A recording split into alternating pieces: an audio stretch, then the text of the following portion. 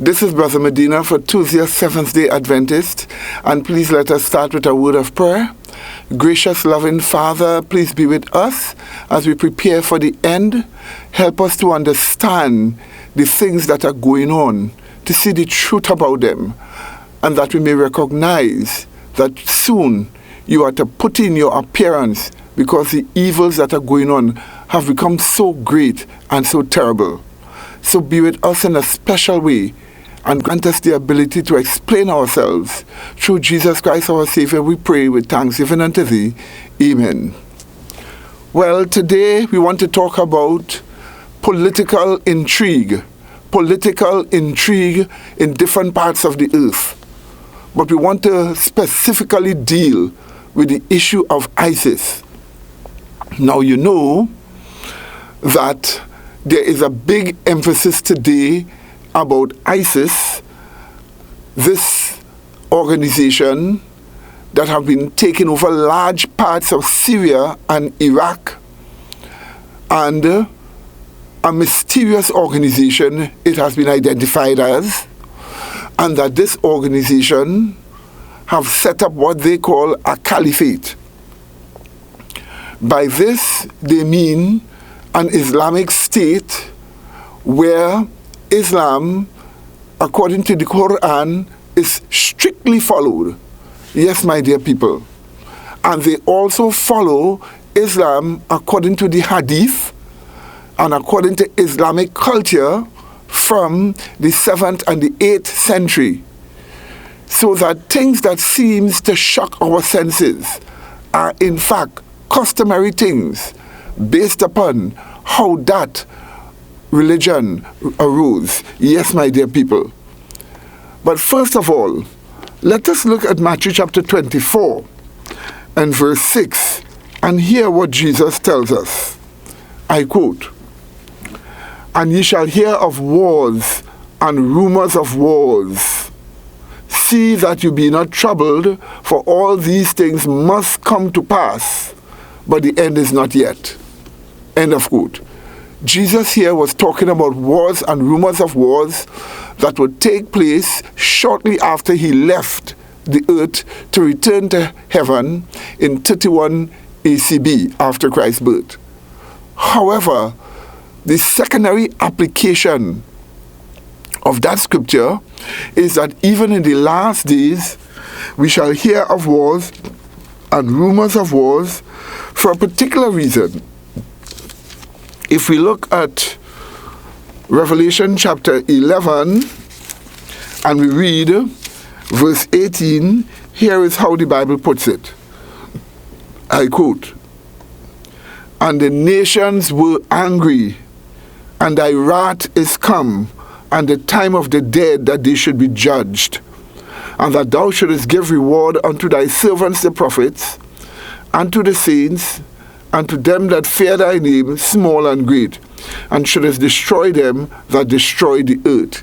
End of quote. Did you see that, my dear people? So you see the nations being angry at the time of the judgment. We are now in the judgment time. And in this judgment time that we are now in, the nations are getting more and more angry.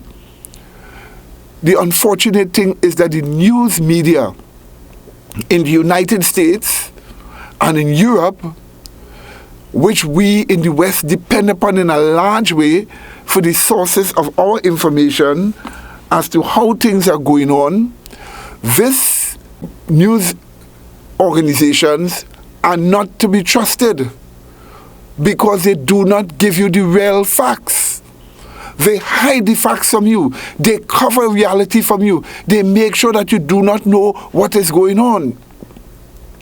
That's the reason why we have to depend upon a whole host of independent organizations on the grounds in those various areas where events are taking place to explain to people what has been going on. Take, for instance, the news media have told us that high wind threw down this large crane at the Grand Mosque in Saudi Arabia that killed more than 100 people. They told us that it was high wind. Yes, we know there was high wind at that time, But if you look at photographs, if you look at video footage, which we have already shown on television, you would see it was lightning strike. Lightning striking from heaven struck that crane, and that is what pitched that crane down on the Grand Mosque. Not high winds. And so we give you a more accurate account of what really happened that you could understand.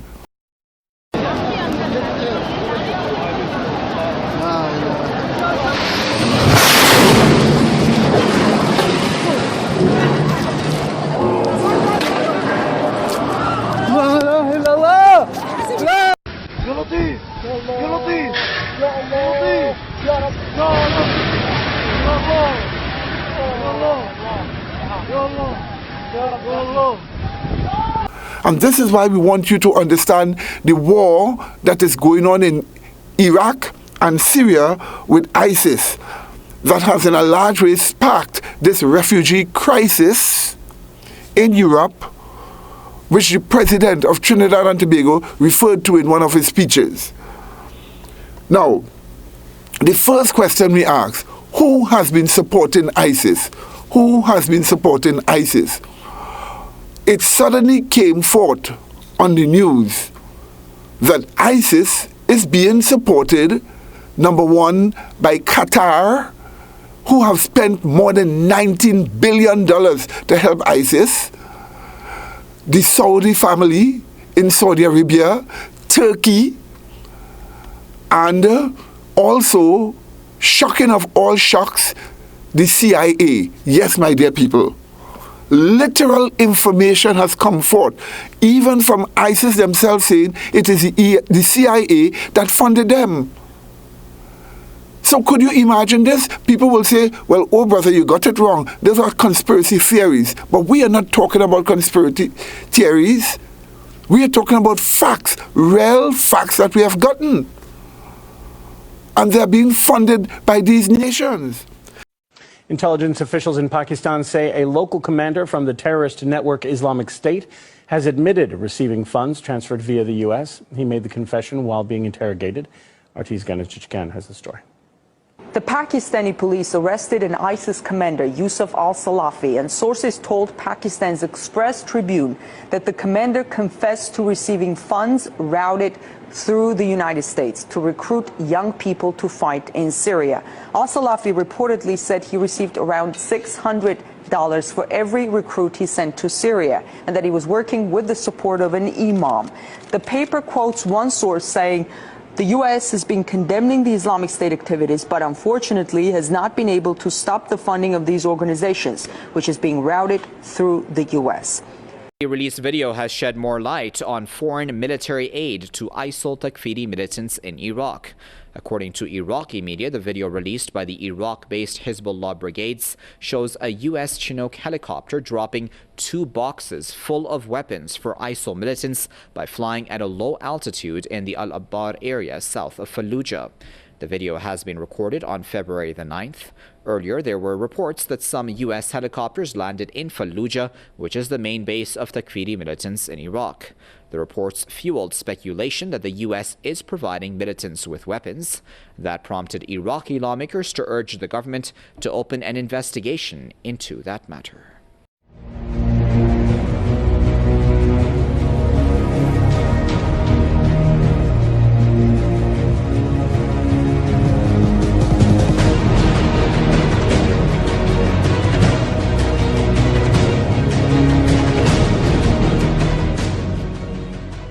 So, here you go. Already, the meeting in the White House over 2 years ago, everyone in the national security team recommended arming ISIS. And there you go. The whole national security team recommended arming ISIS.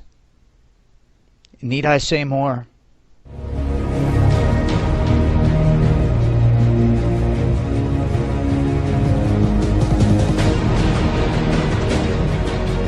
top of that, I am concerned about this report about Syrian rebels and the ceasefire with ISIS. Senator But that's Paul, not true. Well, it's not true. It's you want not me to read true. From whether I don't care about the report. I know these people intimately. We talk to them all the time. I know these people intimately. We talk to them all the time.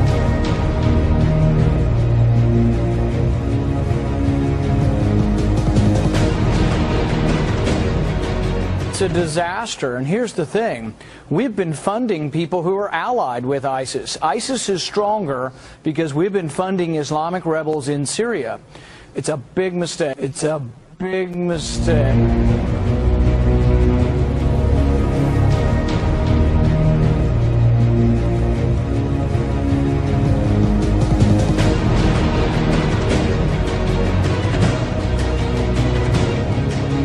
I mean, let's remember here, the people we are fighting today, we funded 20 years ago. We funded.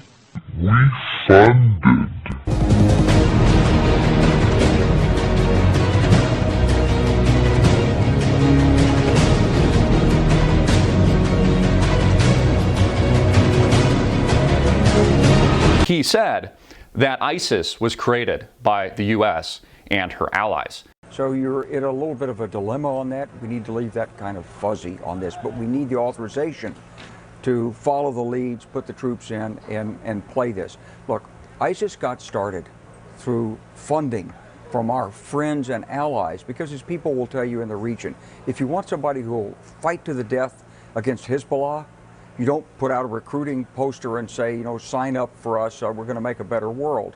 You go after zealots, and you go after these religious fundamentalists. That's who fights Hezbollah. But General, I'm hearing you on... It's like a Frankenstein. So much that they're being funded by these nations and by the CIA that for a period of time we were told that the United States were attacking targets in Syria and in Iraq that belongs to ISIS. They have been destroying their command centers and bases, etc. That's what we were told in the news. It came across from all CNN, Fox News, and all these other news agencies, even in Europe. Only to find out recently that this is not true. The Americans have not been striking ISIS. That's why they were able to get so strong and proliferate so much in Iraq and Syria.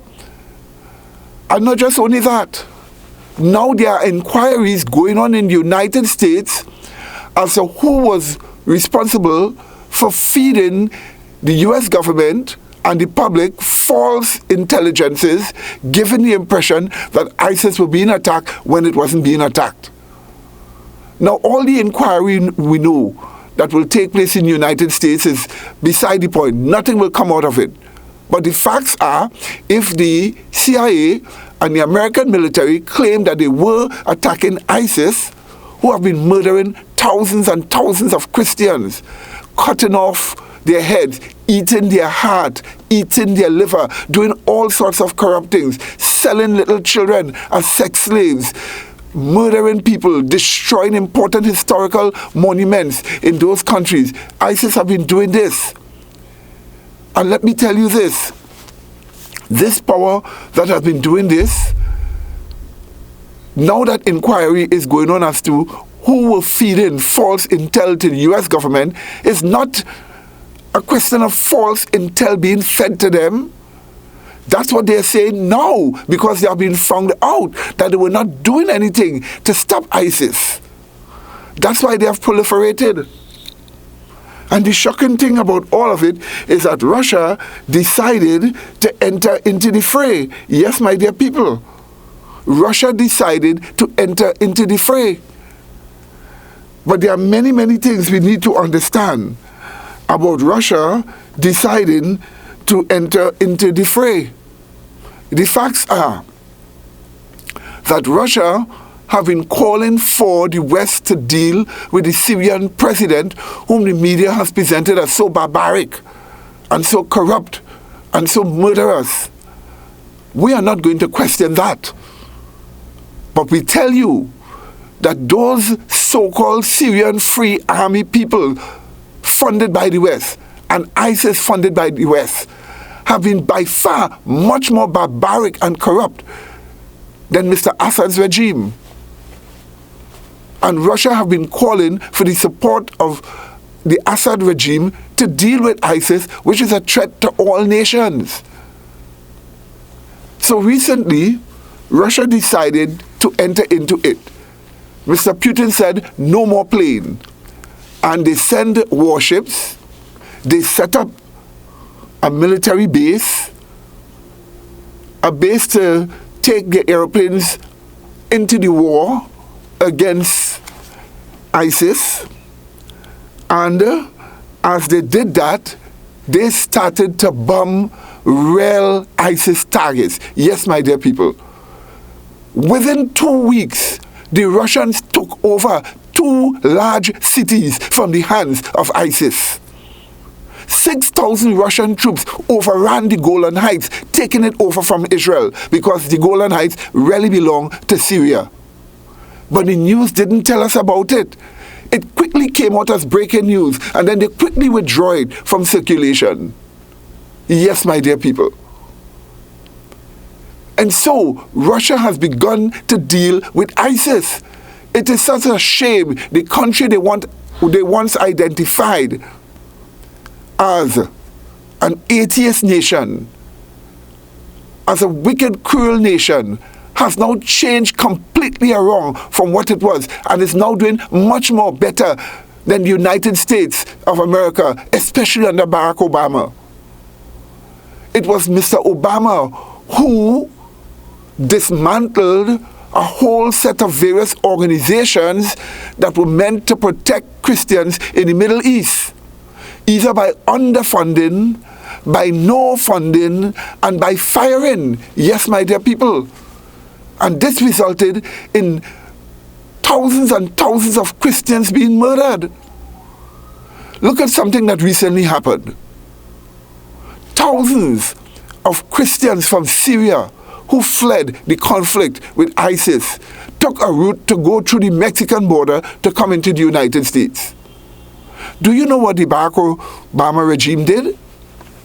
They jailed those thousands of Christians. And 6 months after jailing them, they sent all of them back to Syria, knowing that they would face certain deaths.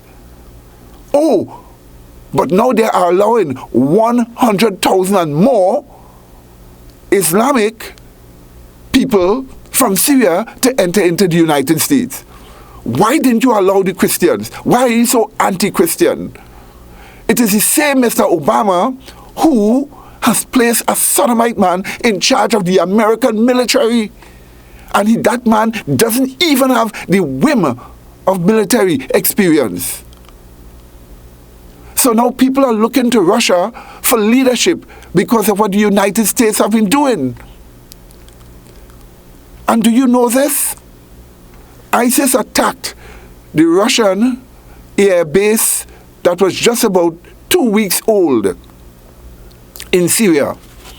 When ISIS attacked it, Russia responded, killed a lot of them, captured some of them. And do you know what the Russians found on some of those people that they captured? The media didn't tell you this because the media doesn't want you to know. Somebody is covering up the real facts. Do you know what they found? They found maps, highly intelligent maps of the air base, only 2 weeks old in Syria, set up by Russia. And those maps literally came from satellites, feed moving around the earth. Literal satellite maps. So then the Russians went public and asked Europe and America, who has been feeding ISIS intelligence from satellite? You know who it was. It was the CIA. And then we had Mr. Putin facing Turkey and telling Turkey, you have to stop supporting ISIS. If you do not stop supporting ISIS, we are going to break off all contacts with you we will recall our ambassador and close down our embassy in Turkey. And that's what they said to stop Turkey. Обама упомянул об одной из угроз – это ИГИЛ. Ну а кто помогал вооружать людей, которые в Сирии боролись с Асадом-то? Кто создавал благоприятный политический информационный климат? Кто подталкивал к поставкам оружия? А вы чего, разве вы не понимаете, кто там воюет? Там воюют наемники. В основном. Вы знаете, что там платят деньги? И они воюют там, где платят больше. Вот они вооружились, им платят определенную сумму. Мне даже называли эти суммы, которые им платят. Они там воюют уже с оружием, все, у них уже не отнимешь. Потом выяснилось, что в другом месте чуть-чуть начали побольше платить. Они там туда перетекут. Вот они захватили месторождения нефтяные, там, скажем, где-то в Ираке или в Сирии. Нефть начали добывать. У них эту нефть покупают, транспортируют, продают. Почему санкции не накладывают на всех, кто это делает? А что, разве Соединенные Штаты не знают, кто это делает? Это разве не их союзники этим занимаются? У них что, нет силы, возможности повлиять на своих союзников? Или они не хотят влиять? Зачем они бомбят ИГИЛ? Вот там начали нефть добывать и больше платить. И там часть сразу этих боевиков перетекла из так называемой цивилизованной оппозиции. Сразу же перетекла в ИГИЛ, потому что там больше платят. Я считаю, что это абсолютно невыверенная, непрофессиональная политика, без опоры на реалии. Надо поддержать цивилизованную демократическую оппозицию в Сирии. Ну, поддержали, дали оружие, а завтра половина боевиков оттуда ушла и перешла в ИГИЛ. Что, нельзя было об этом подумать чуть-чуть пораньше? Вот мы против такой политики Соединенных Штатов. Мы считаем, что она ошибочна, наносит ущерб всем, в том числе и вам. Что касается учета наших интересов, то нам бы очень хотелось, чтобы такие люди, как вы, возглавили Государственный департамент. И, может быть, тогда удастся как-то изменить ситуацию. Если этого не произойдет, я бы очень вас просил довести это до наших партнеров, и до президента Соединенных Штатов, и до госсекретаря, до других ответственных лиц, что мы не хотим, мы не ищем никакой конфронтации. Но вы считаете, что нужно уважать наши интересы, и многие вещи, они отрегулируются. Но это нужно сделать не на словах, а на деле. Уважать интересы других, с уважением относиться, это значит, что, как я уже говорил в своем выступлении, нельзя дожимать, используя свои исключительные положения в экономике там, или где-то в военной сфере. Понимаете, во всем.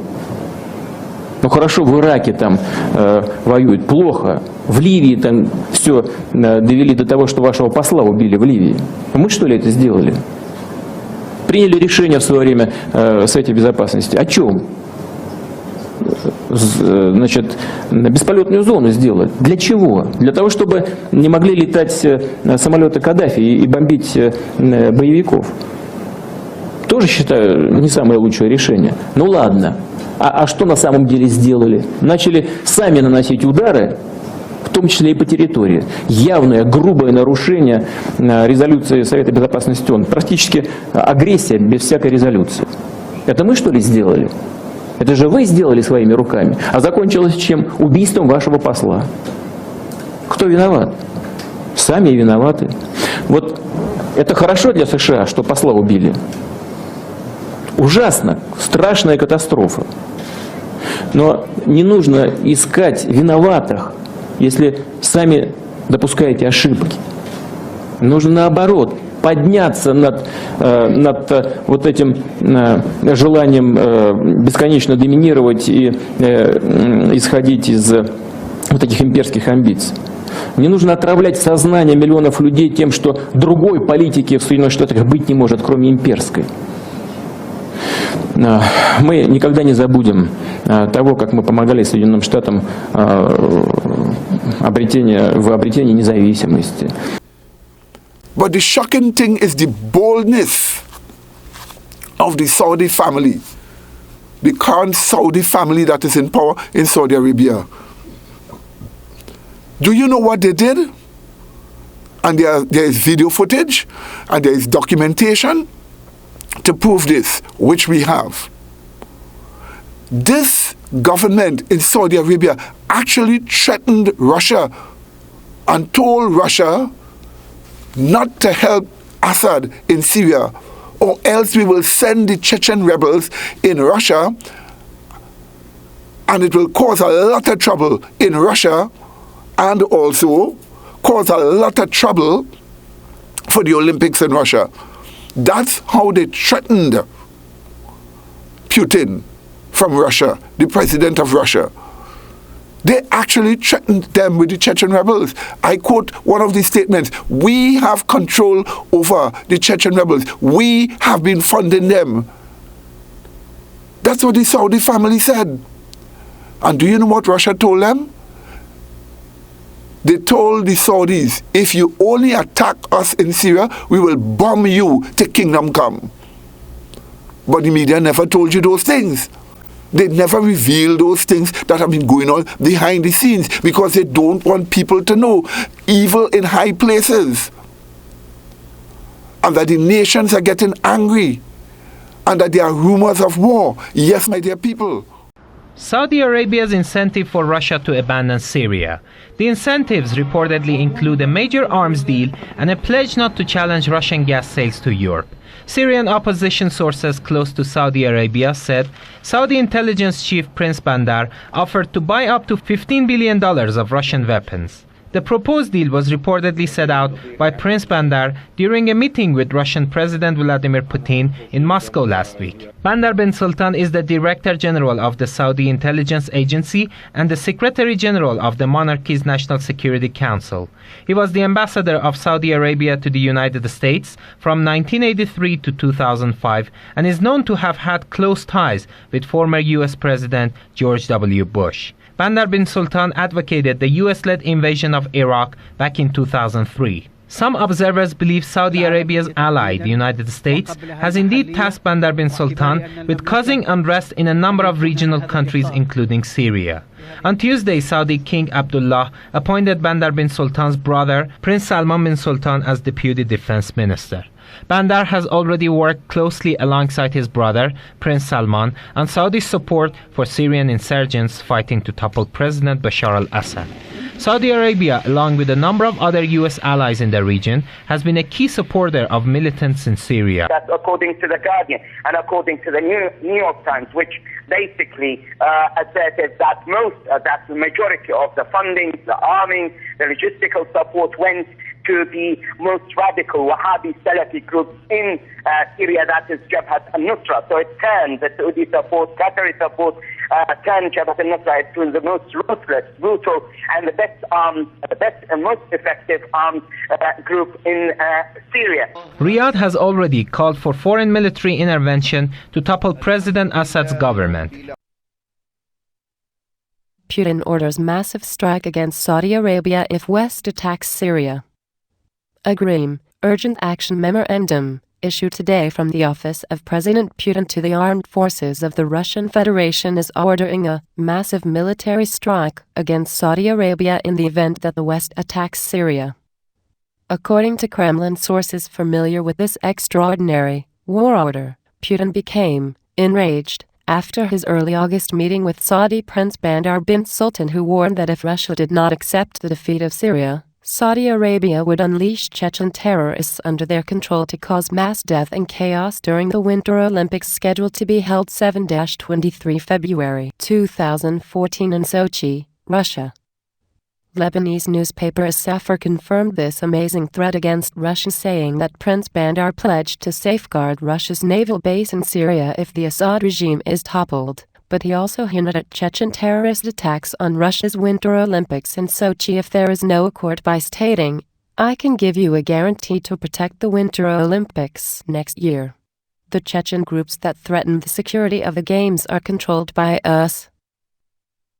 Prince Bandar went on to say that Chechens operating in Syria were a pressure tool that could be switched on and off. "These groups do not scare us. We use them in the face of the Syrian regime, but they will have no role in Syria's political future." London's The Telegraph news service further reported today that Saudi Arabia has secretly offered Russia a sweeping deal to control the global oil market and safeguard Russia's gas contracts if the Kremlin backs away from the Assad regime in Syria, an offer Putin replied to by saying, "Our stance on Assad will never change.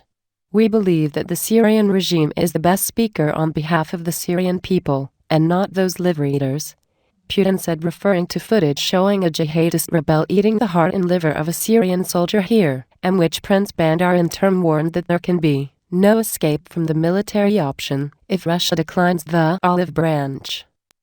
With Putin's previous order, and as we had reported on in our 17 May report, Russia issues all-out war alert over Syria, and now combined with his new ordering of massive retaliatory strikes against Saudi Arabia, any attack on Syria is viewed by Russia as being an attack on itself.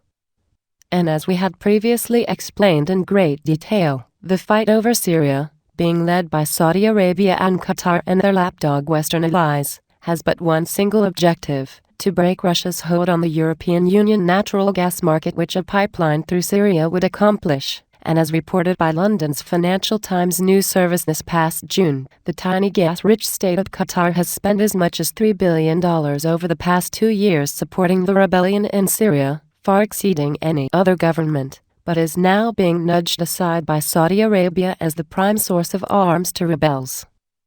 The cost of Qatar's intervention, its latest push to back an Arab revolt, amounts to a fraction of its international investment portfolio. But its financial support for the revolution that has turned into a vicious civil war dramatically overshadows Western backing for the opposition. All of a sudden, Germany has decided that Germany is going to leave NATO. France is threatening to leave NATO. Why are these things happening? Because they recognize a lot of duplicity have been going on. Yes, my dear people. You see? And all of these things have been showing us the horror of these things. Do you know that Libya was a country under Gaddafi? There was free health care. Nobody had to pay for health care. There was free education from kindergarten to university. Nobody had to pay a cent for education. Housing, there were allowances given for people to build houses. It was one of the most prosperous countries. Now, after Gaddafi has been overthrown, with the aid of the West, do you know what has happened? Half of the country, or almost 3/4 right now, today as we are speaking, is now controlled by ISIS. And the other portions have generals fighting between each other for power. They've destroyed the country. Now Libya is a failed state. And you see, ISIS have been spreading through the intrigues of the West. But now Putin has entered the war to stop them. Yes, my dear people. But the shocking thing about all of this is that we have always told people that Saudi Arabia is one of the major terrorist nations upon the face of this earth. Yes, we know Israel is a terrorist nation. We know how they have been treating the Arabs, the Palestinians in the Gaza Strip and in the West Bank. In fact, here is the latest thing Israel has done. And this was not reported by the news. Again, the control news media. They have dropped bombs in Gaza, but these bombs do not blow up big buildings and destroy large areas. These bombs cause cancer. The cancer doesn't happen at the exact moment, But as months pass by, people start getting a strange cancer.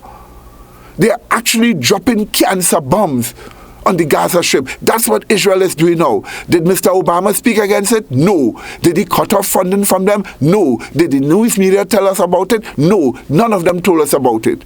Human beings made in the image of God are being murdered by cancer bombs from Israel right now as I speak. And this is the reason why, plus for other reasons, certain major organizations have told us that by 2040, the Gaza Strip will be unlivable. Nobody will be able to live there. There's dirty water. Since all these droughts have been going on in different parts of the earth, there's dirty water filled with cholera and other germs for the Gaza people to drink. And Israel will not let them get pure, clean drinking water. Israel will not let them get medical supplies. And this is the same country evangelical call God's chosen people. Who are they fooling? You see, God tells us that He wants us to love people. Now look at what is going on here with this immigrant confusion in Europe. What they haven't told us is who is responsible for this vast amount of immigration going on in Europe. Because the shocking thing about it is, when you check out those immigrants, many of them are from Afghanistan, many of them are from Pakistan, a large amount from Syria, a large amount from Iraq, a large amount from Eritrea, and a few more other countries. But the shocking thing about these things is Jewish organizations in Europe, Jewish multicultural organizations in Europe have been facilitating these immigrants coming into these various countries in Europe. Yes, my dear people, we have evidence of this. We have footage of it. We have some of these very same people, these Jewish people that control these organizations, saying it themselves, that they are behind it, that Europe must change, that Europe must not be white, but that Europe must be multicultural. And this is causing a backlash in Europe. Do you know, we actually have pictures of people who are in ISIS leave that area and they are now in Europe? We've actually seen those pictures.